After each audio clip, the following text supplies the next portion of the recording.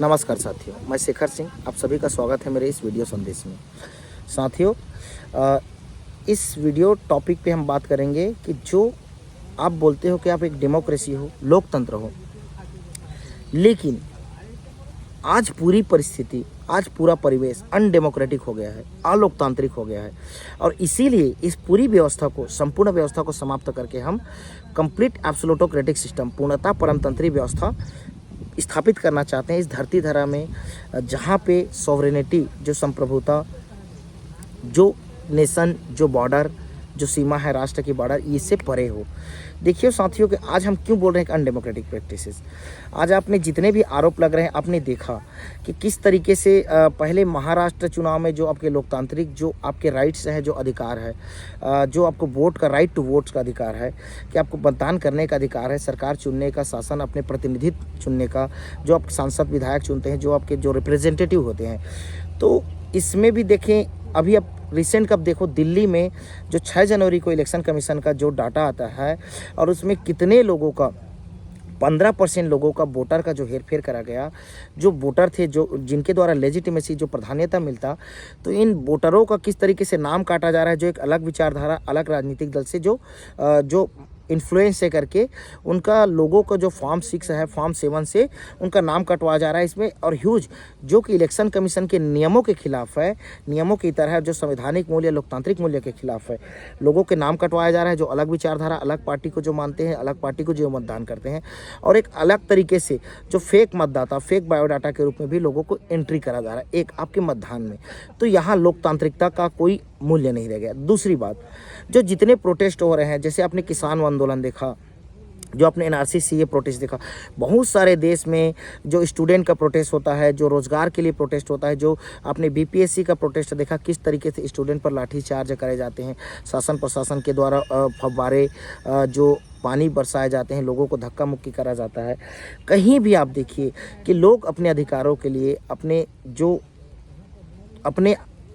हक के लिए, जब वो ज़मीन ग्राउंड स्तर पर आता है तो उनको किस तरीके से लोगों के द्वारा मोलेस्ट करा जाता है, सरकार के द्वारा, और साथ ही के लोग जो अंधभक्ति में है डूबे हैं, जो एक प्रोपेगेंडा में डूबे हैं, उनके द्वारा किस तरीके से उनको और प्रताड़ित किया जाता है और पीड़ित कराया जाता है। लोगों को गोली मारने के लिए उनको कहा जाता है। आपने शाहीन बाग के एनआरसी में देखा ही किस तरीके से अनुराग ठाकुर ने ऐसा करा।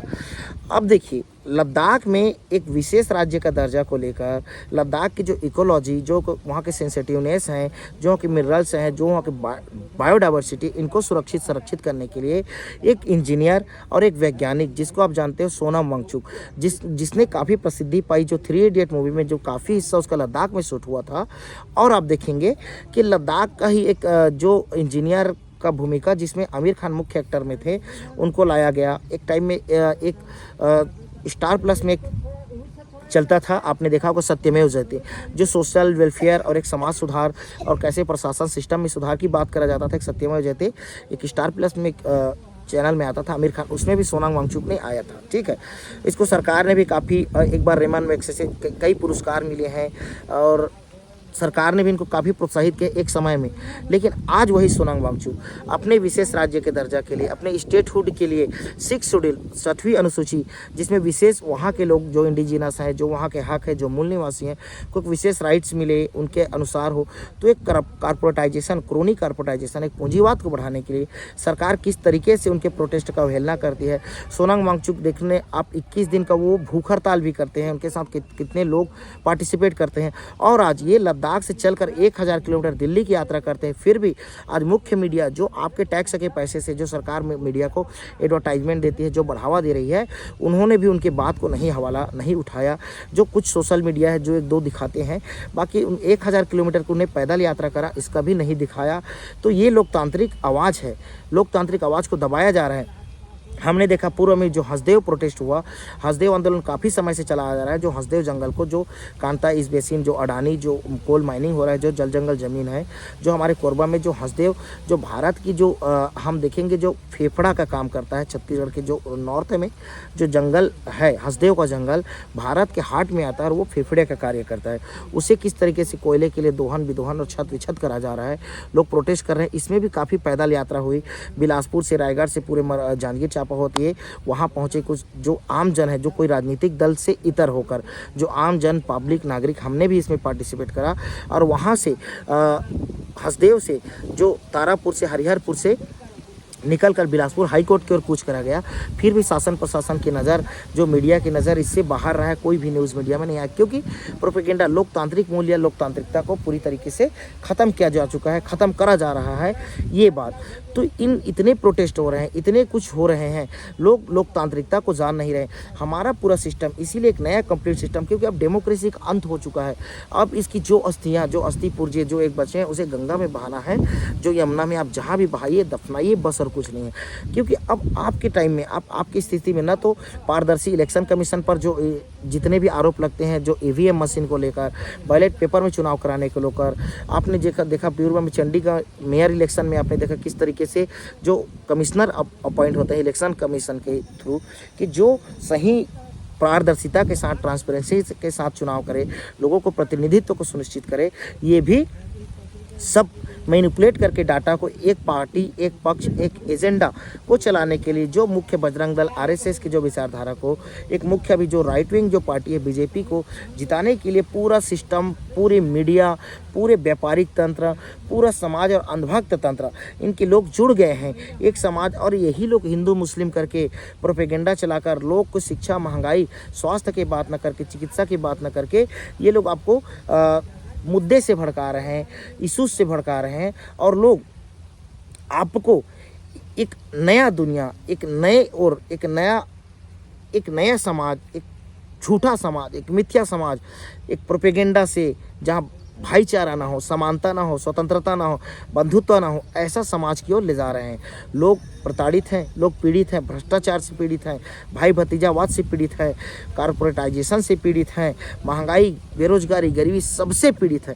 तो क्योंकि ये पूरी लोकतांत्रिकता आपकी जो डेमोक्रेसी दिया है, जहाँ मूर्खों को भी, जो मूर्खता, जो अंधभक्ति में जो लोग डूबे हैं, इनको भी ये राइट, हमारा जो कंप्लीट परमतंत्री व्यवस्था है साथियों, जो पूरी तरीके से एक समावेशी, इंक्लूसिवनेस के साथ, एक कोऑपरेटिवनेस के साथ, एक बंधुता, एक भाईचारा के साथ, एक नया सोसाइटी, एक समाज, एक नया परिवेश, एक नई पृथ्वी धरा बनाने को है, जहाँ किसी का शोषण ना होगा, कोई जनजाति समुदाय के हितों का अवहेलना ना होगा, कोई भी गरीब तबका, जो पिछड़ा तबका, आदिवासी तबका, कोई भी गरीबी ना होगा, एक समावेशी समाज होगा, एक भाईचारा के साथ, कोई एक क्रोनी कॉर्पोरेटाइजेशन करके एक बड़ा व्यापारी घराना से शोषित ना होगा, पीड़ित ना होगा।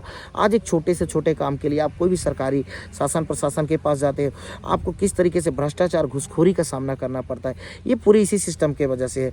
आपने इलेक्टोरल बॉन्ड का इशू देखा कि कुछ बड़ी फार्मा कंपनियां हैं, कोई बड़े औद्योगिक कंपनियां हैं, कोई बड़े ठेकेदार टेंडर की कंपनियां हैं, वो किस तरीके से सरकार को इलेक्टोरल बॉन्ड में चंदे देती है, हज़ारों करोड़, एक जो मुख्य राजनीतिक पार्टी में है उनको, और उनसे आपके टैक्स के पैसे से उनको जो पैसा उनको लगना है, जो विकास कार्य में होना है, जो पुल पुलिया, डैम, सड़क निर्माण होने हैं, उनको टेंडर चला जाता है।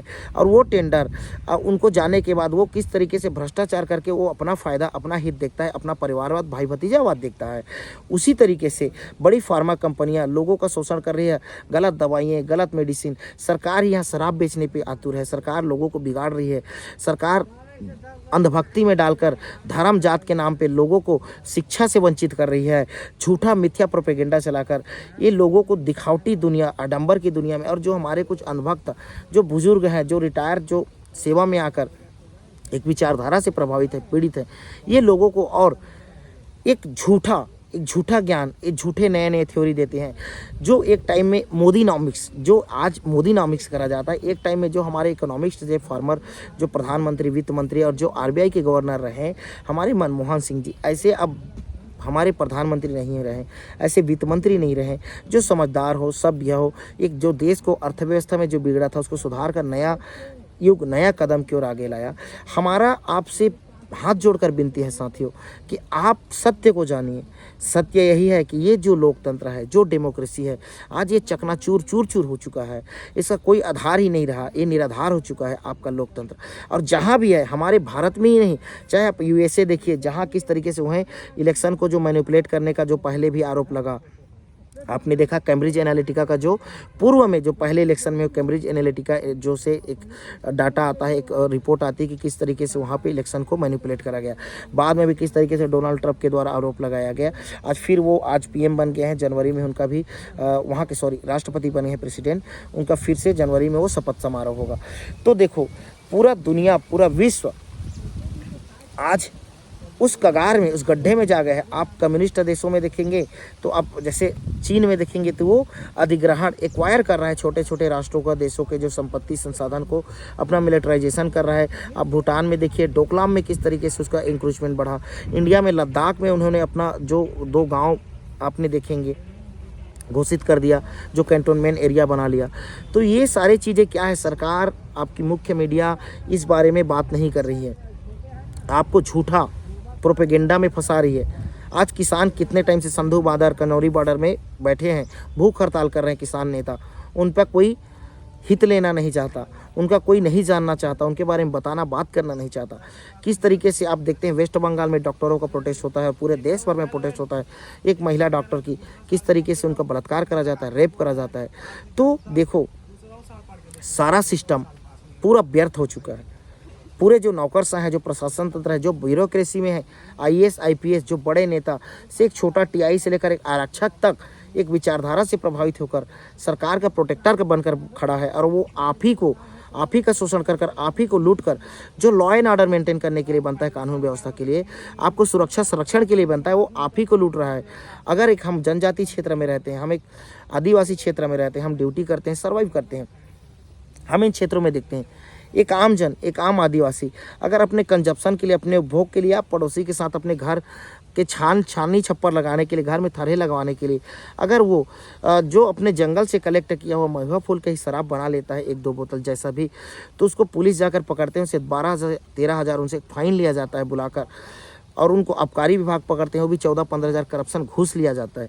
लेकिन वही सरकार आज शराब बेच रही है, वही सरकार रोड में शराब बेच रही है, और वो शराब को लोग पी रहे हैं इतने महंगे में। अब छोटा सा एक पौवे का जो पाउडर घोर कर एल्कोहल का डालकर वो शराब बेचा जा रहा है, जिसमें कि 90 रुपया एक पौवा का छोटा का लोग पी रहे हैं। और वही शराब पीकर वो क्या करेगा, भट्टी आ रहा है वहाँ से पी के जा रहा है, तो रास्ते में उसको पुलिस ड्रिंक एंड ड्राइव का उसको स्मोकिंग करके उसको केस करेगी, उसे 10-12 हज़ार फाइन लेगी। तो सरकार ही क्यों शराब बेचे, क्यों शासन शराब बेचे, ये है बात। इस पे आप नहीं बात करते, इस पे आप नहीं मांग करते। शासन कर रहा है लोग को। आज जो पढ़े लिखे बच्चे हैं वो हमारा ही एक भाई परिवार का, बंधु का, वो 1 लाख घूस देकर कहाँ पे जाता है, उस शराब भट्टी में 1 लाख घूस देकर बरपाली भट्टी में वो काम पे लिए लगता है। ये है शराब सेल्समैन के लिए, वो पढ़ लिख कर। तो पढ़ा लिखा व्यक्ति आज शराब भट्टी में शराब बेचने के लिए वो भी घूस देकर लग रहा है अपने परिवार आजीविका को 20-25 हज़ार की सैलरी के लिए। सोचो साथी, तो ये कितना बड़ा अन्याय। और वो भी रोजगार मिल नहीं रहे हैं, जिनको मिला वो ऐसे मिल रहे हैं, वो भी शराब भट्टी में। तो अगर शराब ही बेचवाना था तो उसको पढ़ाई का क्या औचित्य था, क्या सिद्धांत। तो आपके लोकतंत्र में ही सरकार ही शराब बेचकर चल रही है, आपके प्रशासन शराब बेचकर चल रही है, और एक आम जन अपने काम करने के बाद थकान के मिटाने के लिए, थोड़ा सा भी कंजप्शन के लिए अपना शराब अपने ही पेड़ पौधे से महुआ कलेक्ट करे हुए बना लेता है। तो उसे क्या करा जाता है, पुलिस के द्वारा, शासन प्रशासन आबकारी विभाग के द्वारा पकड़ कर उससे घूस लिया जाता है, घूसखोरी किया जाता है, उनको डराया धमकाया जाता है। तो सरकार को भी नियमसा शराब नहीं बेचनी चाहिए। आप डेमोक्रेसी में हो, लोकतंत्र में, तो आप मांग करिए, सुनिए, लेकिन आप मांग करते इसको नहीं सुना जा रहा है, आपको पीड़ित प्रताड़ित करा जा रहा है। तो आप इन चीज़ों को जानते हैं साथियों।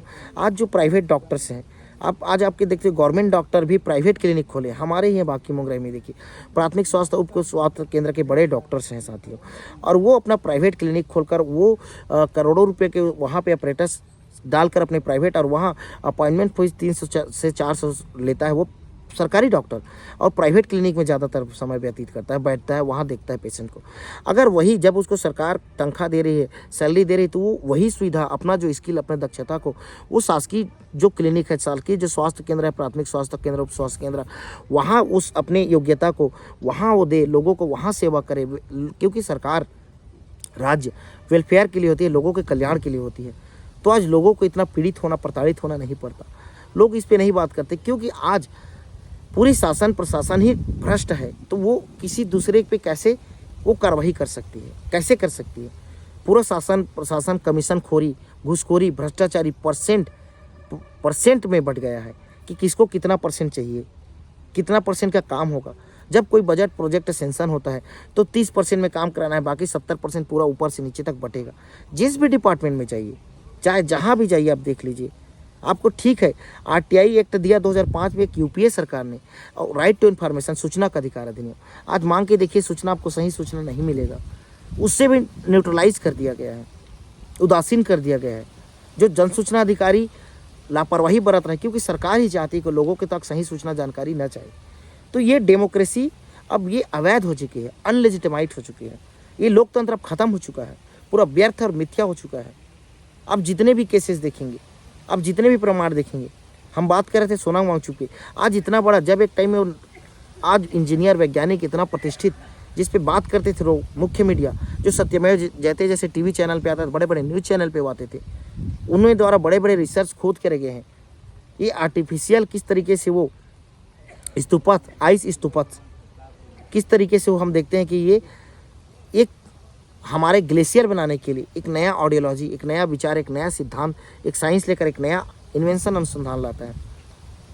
लेकिन वो आज सरकार भी जो मुख्य जैसे पार्टी है, प्रधानमंत्री में शक्ति केंद्रित करके संसदीय व्यवस्था में है, लेकिन वो दिखाने के लिए पूर्व में एक दलित को, रामनाथ कोविंद को प्रेसिडेंट बनाया, अभी एक आदिवासी महिला द्रौपदी मुर्मू को, और वो गेम खेल रही लोगों के साथ। हमने दलित और आदिवासी को राष्ट्रपति बनाया, और उन्हीं के थ्रू में आप देखना राज्यपाल, उपराज्यपाल होता है, जो एलजी होता है, लेफ्टिनेंट गवर्नमेंट, ये सीधे राष्ट्रपति के थ्रू लद्दाख में शासन कर रहा है सेंट्रल गवर्नमेंट।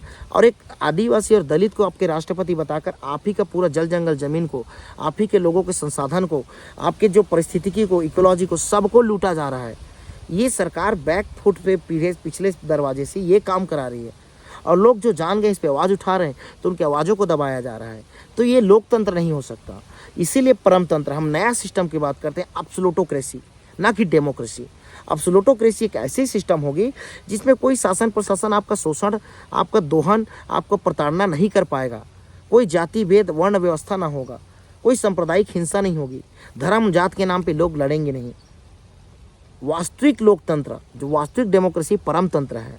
और परमतंत्री व्यवस्था जमीनी स्तर से व्यवस्था होती है। आपकी ज़मीन में जो समस्याएं हैं, आपकी ज़मीन की जो आवश्यकताएं हैं, आपकी ज़मीन के जो चीज़ें आपके अधिकार है, वो सिर्फ आपका है। कोई सरकार, शासन प्रशासन उसे बेच नहीं सकती। आपके शासन प्रशासन ने देखा, आपके जल जंगल ज़मीन बेच दिया, रेलवे बेच दिया, एयरपोर्ट, रेल, हवाई जहाज़ें बेच दिए। बड़े बड़े जो हमारे अनुसंधान विकास के DRDO, defence research organisation, HAL, Hindustan aeronautical limited, जो बड़े बड़े हमारे संस्था, बड़े बड़े बोट, जेट, शिप बनते थे, हमारे जो देश सुरक्षा संसाधन बनते थे, सबको सरकार बेच दिया, एक कॉर्पोरेटाइजेशन में बढ़ा दिया। आपके यहाँ तक कि जो BSNL के जो आपके टैक्स के जनता के पैसे थे, उसको जियो को बेच दिया, रिलायंस को, अंबानी को, और उसी से आपसे इतने पैसे टैक्स, इतने पैसे लिए जा रहे हैं, आपके उनके रेट बढ़ाकर आपका ही शोषण किया जा रहा है। जो आपके जनता के पैसे से जो गांव देहात, जंगल ज़मीन, हर जगह जो BSNL के टावर लगे थे, जो BSNL के पूरा इंफ्रास्ट्रक्चर सिस्टम था, स्पेक्ट्रम था, उसे सरकार ने अंबानी को बेचकर रिलायंस के जो इंफ्रास्ट्रक्चर को बढ़ा दिया, और जगह जगह जियो का आपको सिम टावर मिलेंगे, लेकिन वो आपके जनता के पैसे से, और आप ही का पैसा अब आपसे एक्स्ट्रा चार्ज लिया जा रहा है। आपकी सैलरी 30 दिन 31 दिन के लिए महीने का होता है, लेकिन आपने देखना कि ये 26 दिन 28 दिन के पैकेज है। पूरा आपका रिचार्ज का करने का ये 28 दिन का पैकेज आता है।